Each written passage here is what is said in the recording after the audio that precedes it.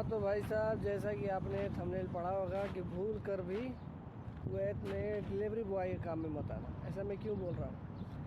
ऐसा इसलिए बोल रहा हूँ क्योंकि मैं जिस कंपनी में आया था आज से 1 साल पहले, यानी 2 मई को, 2 मई 2023 को, तो आने के बाद मेरे कफिल ने बोला कि पहले तो वो अकामा नहीं बनवा रहा था। 1 महीने 1.5 महीने निकल गए, उसके बाद अकामा बना। तकरीबन 1 महीने के बाद अकामा बना था मेरा, जो सिविल आईडी कार्ड यहाँ पे होता है।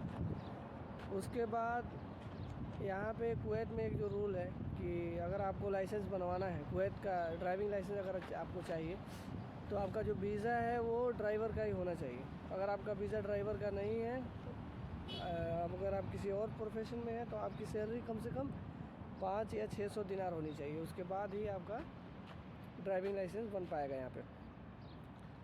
तो मेरा वीज़ा जो इसने निकाला था ड्राइवर का नहीं था, वो तलबात में, यानी डिलीवरी बॉय का वीज़ा नहीं था वो था उसमें डिस्ट्रीब्यूटर का।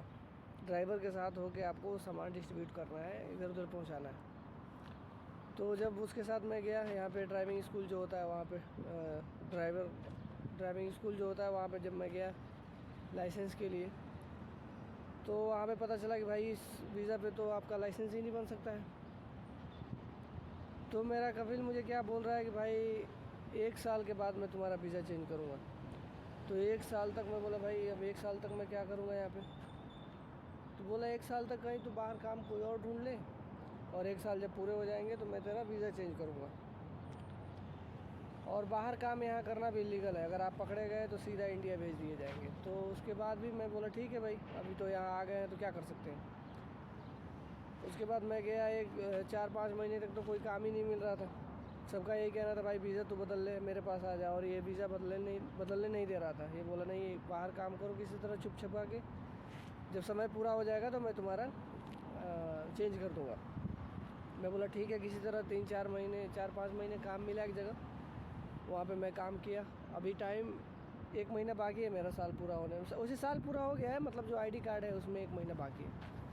तो ये लगा फ़ोन करने कि भाई आजा आजा आजा। मैं यहाँ आया हूँ, इसका जो इसने रूम दिया है उसमें पता चल रहा है कि 6-7 बंदे पहले से ही हैं जिनका सेम वीज़ा है, और 4-5 लोग तंग हो के जिनको कोई काम नहीं मिला, वो यहाँ से वापस चले गए इंडिया। मतलब कि 2-2.5 लाख रुपए लगा के आए बेचारे, 4-5 महीने रुके यहाँ पे, उसके बाद कोई काम ना मिला, खाना भी सही नहीं है, खाना भी नहीं दे रहा है समय से ये, तो वो वापस चले गए। लेकिन मेरे साथ एक सपोर्ट था कि मेरा भाई है यहाँ पे, मेरे 2 भाई हैं, एक बड़े भाई हैं मेरे और एक और भाई था, तो वो चला गया अभी इंडिया। तो मेरे बड़े भाई के पास मैं, उनका सपोर्ट था, तो पैसा मिल जाता था हमको रहने के लिए, खाने के लिए, सर्वाइव करने के लिए। अभी ये बोल रहा है 1 हफ्ते में बनाऊँगा, कभी बोल रहा है 10 दिन में बनाऊँगा। तो भाई यहाँ रहना बहुत मुश्किल हो गया है। डिलीवरी बॉय के काम में वही लोग आए हैं जिनका कोई सपोर्ट है यहाँ पे। तो देख लो भाई, मैं बात ही कर रहा हूँ और ये है मेरे भाई बाइक में, जो बाइक से डिलीवरी बॉय का काम करते हैं। ये तो और ख़तरनाक काम है, ये काम में तो बिल्कुल नहीं आना, क्योंकि एक्सीडेंट होने के बाद बचने का कोई चांस नहीं होता है। और नहीं बचे तो अच्छा है, अगर बच गए तो समझो कि और ज़िंदगी बर्बाद हो गई, क्योंकि किसी लायक आप नहीं बचते हैं। गाड़ियाँ यहाँ पे चलती हैं 100-120 की स्पीड में, कम से कम 80-90 की स्पीड में चलती हैं, उससे कम नहीं चलती हैं। तो लग गई एक बार तो बस हो गया काम।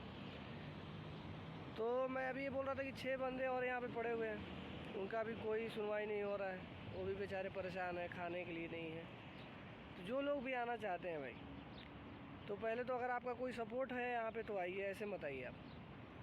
बिना सपोर्ट के आएंगे परेशान हो जाएंगे आपको। अगर और दूसरी चीज़ ये है कि अगर जब तक आप बैठे रहेंगे आपको काम नहीं देगा ये, मतलब कि लाइसेंस नहीं मिलेगा, जब तक आप ड्यूटी आपकी शुरू नहीं होगी तब तक 1 पैसे की कोई सैलरी नहीं मिलती है।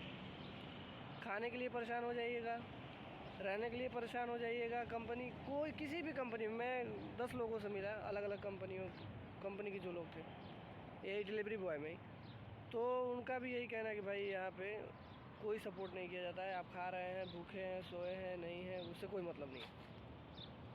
और ख़ास करके बाइक का जो डिलीवरी बॉय का काम है उसमें तो भाई बिल्कुल ही मत आना, चाहे सपोर्ट हो या नहीं हो। बहुत ही ख़तरनाक काम है यहाँ पे। मतलब ये समझ जाओ कि 60% जान जाने का चांस है यहाँ पे। डेली कोई ना कोई एक्सीडेंट होते रहता है और कोई बचता नहीं है। एक दो केस ऐसा हो जाता है जिसमें लोग बच जाते हैं, नहीं तो अक्सर एक्सीडेंट में देख रहा हूँ कुवैत में कोई नहीं बचता है। तो इसलिए भाई मैं तो यही कहूँगा कि अगर इंडिया में 15-20 हज़ार रुपये की सैलरी का कोई काम है आपके पास, 20-25 हज़ार रुपये, 20 हज़ार भी है तो कुवैत या किसी भी गल्फ़ कंट्री में नहीं जाएं, अपने इंडिया में कुछ करिए, वहीं परिवार के साथ रहिए, सुखी रहिए।